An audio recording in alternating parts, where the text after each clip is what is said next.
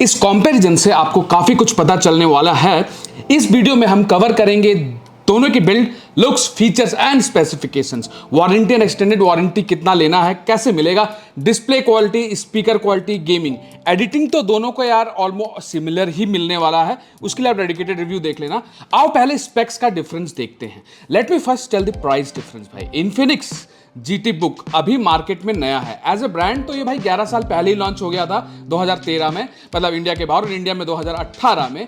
और Lenovo जो है वो 1984 से है मार्केट में। चलो GT Book लॉन्च हुआ था लोएस्ट वेरिएंट 59K में, बट अभी 64-65K के अराउंड दिखा रहा है आपको फ्लिपकार्ट पर, एंड LOQ आपको 69K का शो हो रहा है Amazon पर। डिफरेंस इज अप्रोक्सीमेटली 4K अगर हम इसके एक्सेसरीज को साइड रखें। Infinix GT Book comes with i5-12450H and LOQ comes with i5-12450HX CPU। लेकिन R23 में कितना डिफरेंस होगा? Infinix का निकला approximately 9702 multi score and single core is around 1570, and LOQ में multi core 10758 and single score 1589। So multi core में तो भाई HX जीत रहा है with difference of approx 1000, and single score में इट्स ऑलमोस्ट सेम। ये आगे टेस्टिंग में कितना डिफरेंस होगा we will check out. Infinix में आपको 16 GB का सोल्डर्ड रैम मिलता है with 5200 megahertz speed, and LOQ में आपको dual channel 16 GB 4800 megahertz RAM मिलती है। एंड LOQ में आप फ्यूचर में अपग्रेड कर सकते हो, इन्फिनिक्स में नहीं। अब इन्फिनिक्स लैपटॉप स्लिम भी तो है भाई, है इसलिए आपको सोल्डर्ड रैम से काम चलाना पड़ेगा, बट दोनों में ही आपको Gen 4 512 GB SSD मिलती है with similar read write speed of approx 5000, जबकि Gen 4 का टॉप स्पीड 7500 होता है, and 500 is kind of mid level. एक बात है कि भाई Infinix have 1 slot and LOQ have 2 SSD slots, तो दोनों में ही आपको Wi-Fi 6 देखने को मिलता है। वर्जन्स दोनों के अलग हैं। Intel USD ग्राफिक्स मिलता है एंड RTX 3050 6GB VRAM देखने को मिलता है। Infinix में 80 वाट TCP वाला एंड LOQ में 95 वाट TCP मिलता है। कितना TCP एक्चुअली में यूटिलाइज हो रहा है वो तो भाई आपको गेम में देखने को मिलेगा। एक बात है कि Infinix में आपको MS ऑफिस नहीं मिलता, लेकिन LOQ में आपको लाइफ टाइम MS ऑफिस देखने को मिलता है, and original office home and student 2021 approximately 9000 का पड़ता है एनुअली, लेकिन नॉर्मल जो पर्सनल माइक्रोसॉफ्ट 365 होता है वो 4899 का मिलता है। तो ये एक अपना बेनिफिट है जो कि LOQ दे रहा है कि आपको MS ऑफिस लाइफ टाइम देता है, Infinix में आपको लेना पड़ेगा। अब थोड़ा लुक्स, बिल्ड वगैरह देख लिया जाए एंड ड्यूरेबिलिटी चेक भी कर लेंगे। Infinix का जो top lid is of metal, whereas LOQ में फुल बॉडी पॉलीकार्बोनेट में है। लिड ओपन करने में Infinix का प्रीमियम लगता है सीरियसली यार, क्योंकि मेटल का है। प्लस Infinix गेमिंग ऑरा के साथ देखने को मिलता है, RGB का इफेक्ट भी मिलता है। बैक साइड में LOQ क्लीन एस्थेटिक लुक के साथ आता है। वोबलिंग अगर देखें तो भाई Infinix विंस, इसमें वोबलिंग नाक के बराबर है। ग्रेट जॉब Infinix, लेकिन LOQ का लिड थोड़ा लाइट होने के कारण वोबलिंग आपको मिलता है, उतना भी नहीं बट है।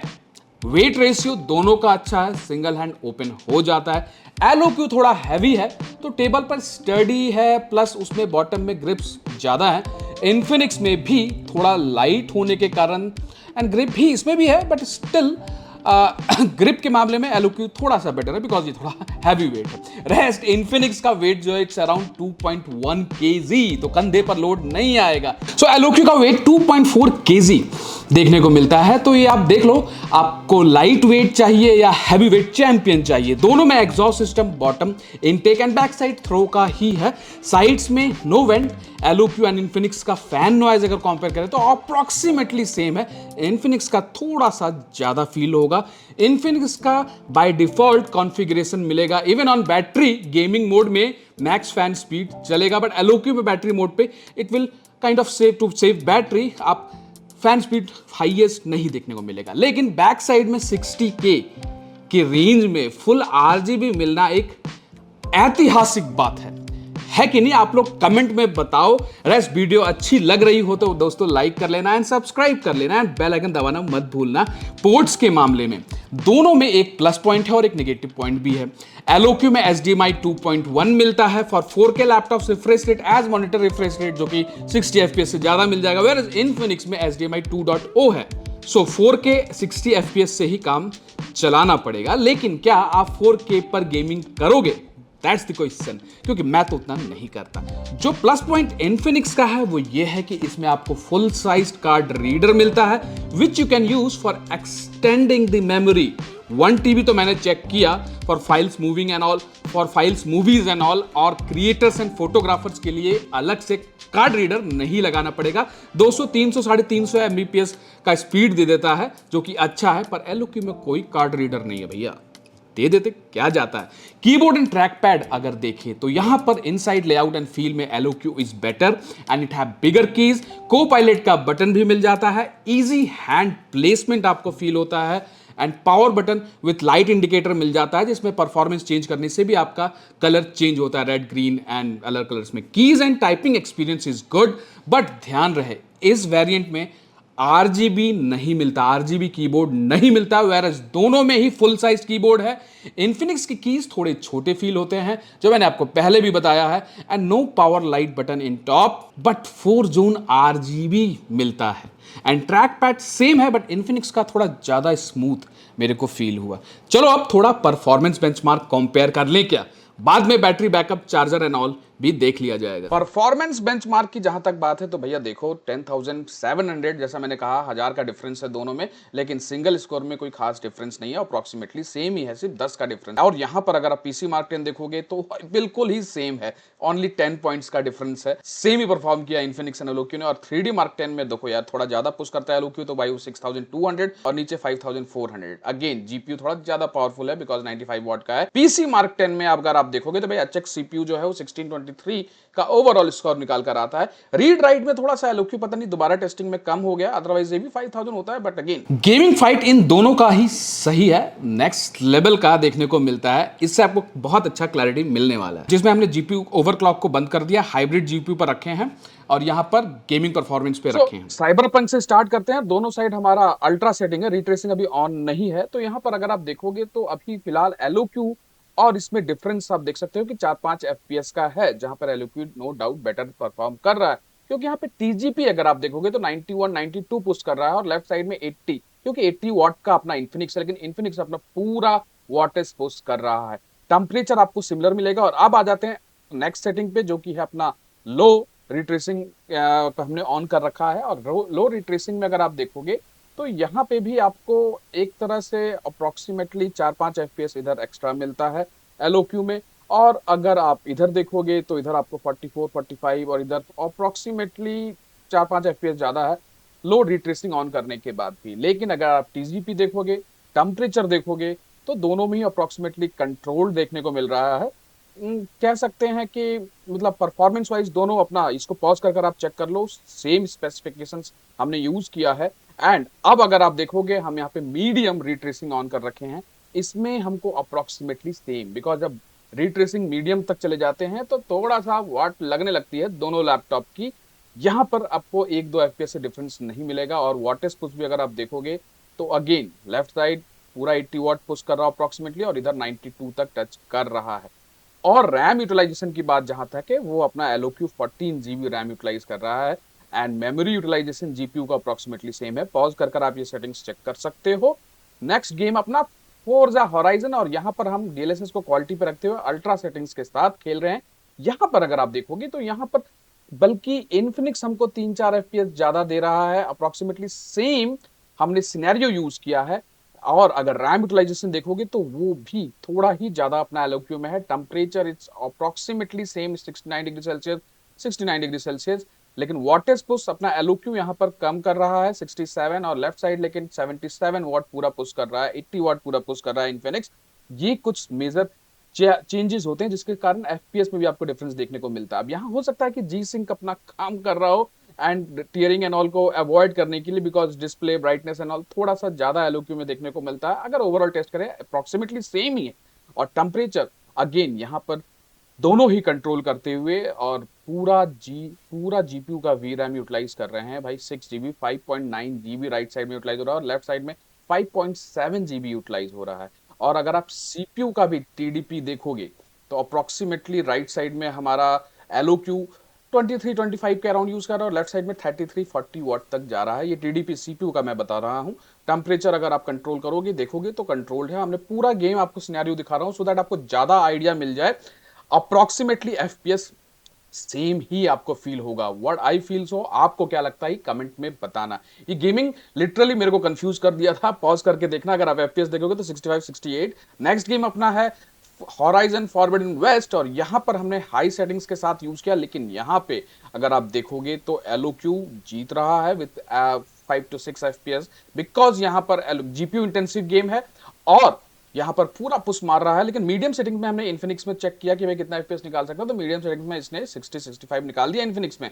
लेकिन LOQ wins in Horizon 4 and but अगर आप नेक्स्ट गेम देखो भाई, यहां पर जीटीए 5 में हमको सेम सिनेरियो नहीं मिला, बिकॉज गेम पहले टेस्ट हो चुका था। और यहां पर अगर आप देखोगे तो अप्रोक्सीमेटली ठीक है, आपका लेफ्ट में बेंचमार्क रन हो रहा है तो उसमें थोड़ा बेटर एफपीएस देखने को मिल रहा है। कॉल ऑफ ड्यूटी में भैया यहाँ पे भी अगर आप सिनेरियो सेम नहीं है, बट अगर आप देखोगे तो दोनों ही 80+ एफपीएस पुश कर रहा है।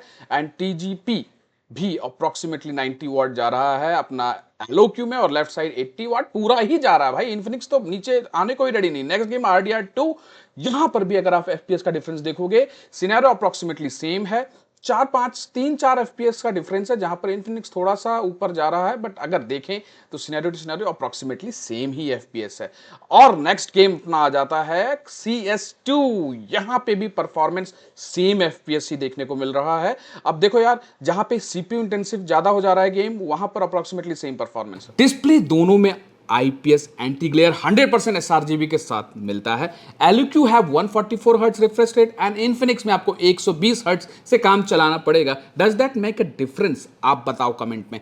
इन्फिनिक्स में 16:10 दैट इज 1920x1200 पिक्सल मिलता है, वेयर एज एलक्यू में 1920x1080 पिक्सल देखने को मिलता है। 16:9 का डिस्प्ले मिलता है, दोनों में ही 300 निट्स ब्राइटनेस है, सो दोनों में ही फोटोशॉप कलर ग्रेड वर्क आराम से कर लोगे। एक इंपॉर्टेंट बात है, LOQ comes with Nvidia G sync and Infinix में जी सिंक नहीं मिलता। एंड हाँ, दोनों ही डायनेमिक रिफ्रेश रेट के साथ आते हैं। मींस अगर आप अपने एनेबल कर रखा है डायनेमिक रिफ्रेश रेट, तो बैटरी पर 60 हर्ट्ज एंड वाइड में मैक्स रिफ्रेश रेट पर रहेगा।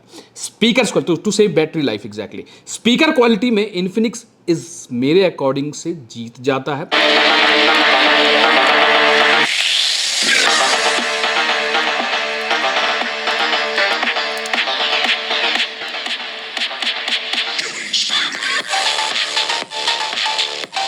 As it's more louder than LOQ, clearly difference feel होता है। बेस भी अच्छा है, पर यहां पर अगर एलओक्यू को देखें तो भाई वो ज्यादा उतना लाउड नहीं है।